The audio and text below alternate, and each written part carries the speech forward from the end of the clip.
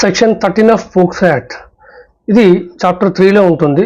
అంటే use of child for pornographic purpose, అంటే ఒక శిశువును అశ్లీల ప్రదర్శన ప్రయోజనాల కోసం వినియోగించడం.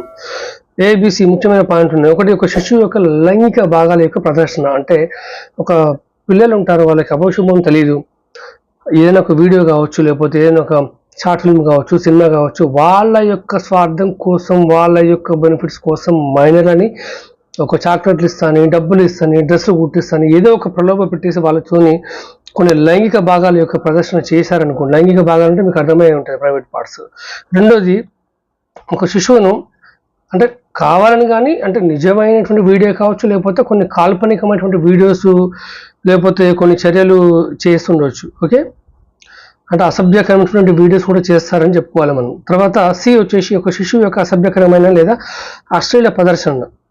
అంటే కొన్ని జాతరలలో, కొన్ని ప్లేసుల్లో ఏం చేస్తుంటారు, మైనర్ల చేత క్లబ్ డ్యాన్సులు చేపించడము, బట్టలు ఇప్పి డ్యాన్సులు చేపి ఇవన్నీ చేస్తూ ఉంటారు.